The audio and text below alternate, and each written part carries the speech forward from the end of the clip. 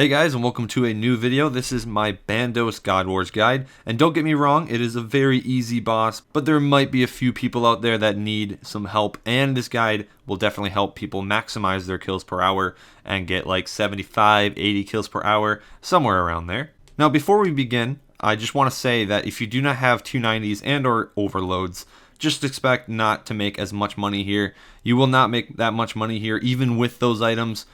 This is mainly for experience, so honestly, just stick to Slayer if you do not have those items, unless you do really want to try out Bandos. If you do have the overloads and the 290s or whatever, I would recommend just going to KK and next if you don't want experience. But if you still want to go here, then here is the guide. Let's go. And before you try out a boss, you should know the stats and everything on it. So here is the stats for Gerardar, and the life points is the lowest in the God Wars. It's 40k. That is very low for a boss. And then for total experience, it's actually quite low, like 6k. That includes HP just for the boss, and then with the minions, it adds another, like, I think 3,000 total experience. So it's about 8,800 around there. And as for the experience per hour, it's roughly 500k, if not 600k per hour, depending on your kills per hour.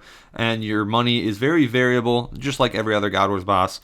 It's anywhere from 1 million to 3 million, 4 million, whatever, depending on your luck. Just know that you'll probably get about 1 mil per hour, a little bit more maybe in just the regular drops, especially if you bank the bones. Next, here are the recommendations and the requirements, and they're very similar to my Zami and my Saradomin guides, so if you already know those things, you can probably skip this slide, but just know that there is a requirement of 70 strength to do this boss, but you'll probably have that level if you're planning on going here anyways. But yeah, those skills on the left are just benchmarks. Those are just, levels that you should have. Doesn't mean you really need them.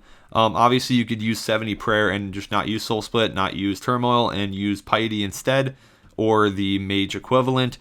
But Soul Split definitely really helps here, but Soul Split is only worth it if you have Turmoil with it. As for the Herb Lore, I just recommend having at least extremes. That's why I said 88, because you can boost up to every single extreme pretty easily at 88 level. Obviously, Overloads is a lot better. And then you also have access to Adrenaline Potions at that level as well. For summoning 67, you really could do well even with a Tortoise. Bandos is not that hard of a boss, but obviously having a Yak is probably the best bet, just so you can bank the bones. If you do not have a Yak, just be prepared to not be able to bank anything. But yeah, I would just recommend a Tortoise, a Uni, a Yak. Just use the best you have. Now for the gear setups, I'm going to start off with magic, but I will also be doing melee for the gear and the inventories of each. So it's pretty similar to my other guides. And I would recommend having Sea Singers or Virtus or Subjugation for your armor. Use Sea Singers if you want the extra tank, but in all honesty, I would recommend using Virtus because you don't need the best defense here, mainly because he doesn't damage as much as the other bosses, and the extra DPS will increase your kills per hour slightly. But if you don't have Virtus, I would probably recommend using Sea Singers. And as for the gloves and the boots, it's really up to you. If you want to spend the extra repair cost for Virtus, then definitely go use them. If you want to have tank boots and gloves, I would use the statics and the rages.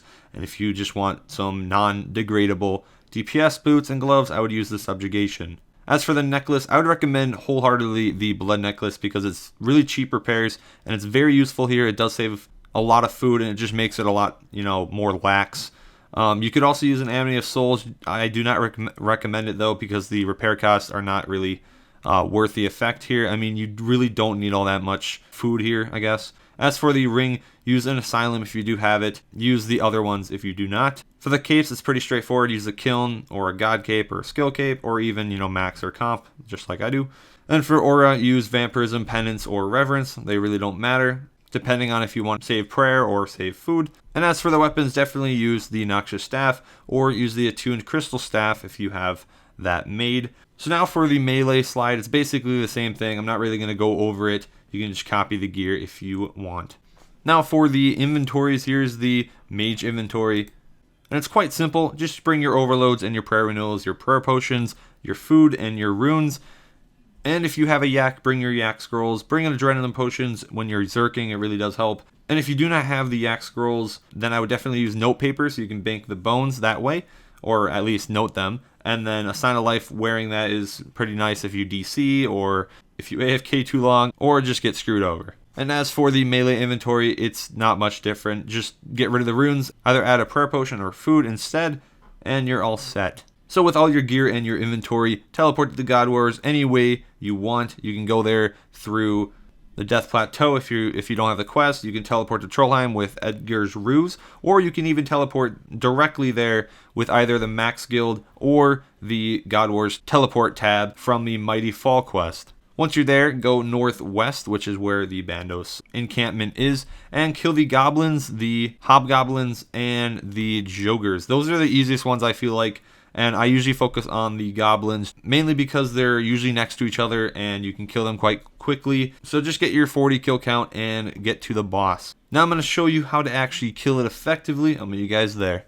Okay, here we are at the Bandos, and there are a few methods of killing this boss pretty effectively. And the first one is just to Zerk before every single kill, and then you use your assault right away, and you should be able to get it almost killed at that point.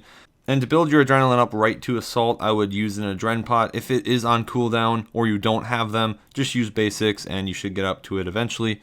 And if that combo does not kill it and it has some HP left, try to work up to destroy and then use that instead. Now in between kills, make sure to get your adrenaline up to 100% off of the minions so you can either Zerk the next kill or use the second strategy. And if you're getting damaged a lot here, like if you are lower level, then definitely use Devotion if you have it, or use Debilitate as much as possible because it will make it so you don't get damaged as much. And as for the second method of killing him quite effectively, this is personally my favorite method of killing it. And you would use this method if you do not have Zerk activated or even want to use it at all. So first what you do is you use Slaughter on the Grardar and you move back a space so it gets triple damage on that Slaughter bleed, and then you quickly use Blood Tendrils to add another awesome bleed on him, and then use Assault, and then if it has any more HP, quickly use Destroy and finish off the kill. Now I usually get like 16 to 17 to 18 second kills with that method for the most part when I'm not recording, and for the Zerk method it's anywhere from 14 to 16 seconds.